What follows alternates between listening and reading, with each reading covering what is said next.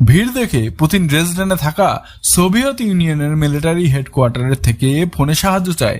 জবাবে সে কোনো রকম সাহায্য পায় না। তাকে বলা হয়, যতক্ষণ পর্যন্ত মস্কো থেকে কোনো রকম আদেশ না আসে ততক্ষণ পর্যন্ত আমরা আপনার কোনো রকম সাহায্য করতে পারবো না। এবার কেজিবির অফিসের ভেতরে বসে থাকা পুতিনের কাছে ভিড়ের মুখোমুখি হওয়া ছাড়া কোনো রকম উপায় ছিল না। সে যদি চাইতো তাহলে পরে পালাতে পারত, কিন্তু উনি তেমনটা করে না। পুতিন ভিড়ের সামনে আসে আর পুরো আত্মবিশ্বাসের সাথেই জোর গলায় বলে, আমার পেছনে কেজিবি অফিসের ভেতরে হাতিয়ারে ভরা গার্ড বসে রয়েছে। যদি তোমাদের মধ্যে কেউ আমাদের দিকে এগোয় তাহলে পরে তোমাদেরকে এখানেই গুলি করে মেরে ফেলা হবে।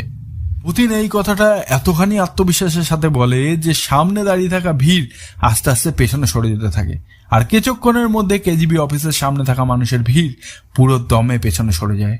পুতিন কেজিবি দপ্তরকে নষ্ট হয়ে যাওয়ার হাত থেকে তো বাঁচিয়ে নিয়েছিল, কিন্তু এবার তার রাগ সোভিয়েত সরকারের উপরে বাড়তে থাকছিল।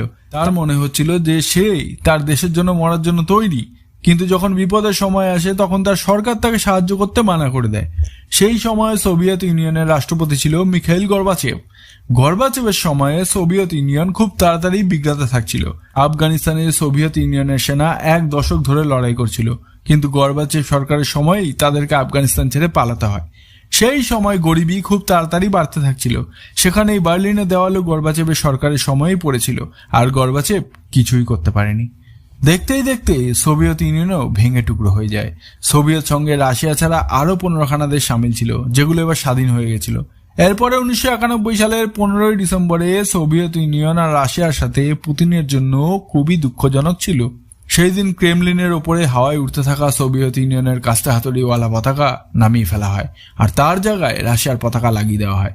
সেদিনকেই মিখাইল গর্বাচেভ নিজের প্রেসিডেন্টের পদের থেকেও ইস্তিফা দিয়ে দেয়, যার পরে রাশিয়ার গদি সামলান বরিস এলসিন।